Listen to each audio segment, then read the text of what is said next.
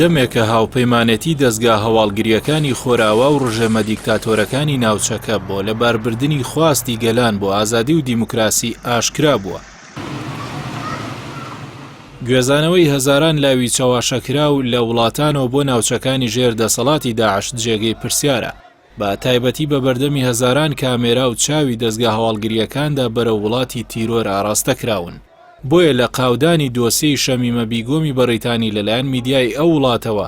وەکو لە توێژینەوەکەی ڕیچارد کارباسدا هاتووە، قەترەیەکە لە دەریای هاریکاری مێژووی نهێنی پێنج چاوەکەی دەستگاکانی هەواڵگری ئەمریکا و بەڕیتانیا و کەنەدا و ئوسترالیا و نیوزیلاند. هەروەکو لە سەرەتادا ڕامی مەخلوفی خاڵۆزای بەشارەسەد سەرکەوتنی شۆڕشی گەلی سووریای بە مەترسی جدی لەسەر ئاسایشی ئیسرائیل ناوبرد.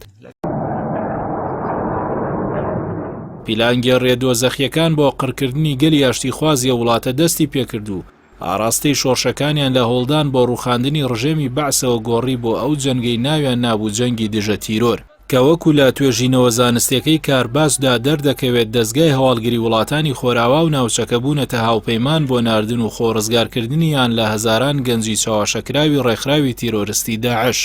ئەو تاوانە قێزەونەی ناردنی لاوانی خەڵەفاو بۆ سووریا بە بەرچاوی هەزاران کامێرە و چاوی مرۆیی دەستگاکانی هەواڵگریەوە ئەنجام دەدرا. تەنانەت ماوەیە گوشاری زۆریان خستە سەر تورکیا کە گوایە ئاسانکاری بۆ ئەو کارە دەکات، بەڵام لە دوای دەستگیرکرانی محەممەد ڕەشیدی بەڕەگە سووری لە شانلی ئۆرفای باشووری تورکیا کە سیخوڕی دوولایەنەی دەستگای هەواڵگری کەنەدا و داعش بوو، بەڵگەی بەهێزی تێوەگلانی وڵاتانی خۆراوای لەو تاودانەدادا دەستگای هەواڵگری تورکیا و لەو ڕۆوە بێدەنگی کردن.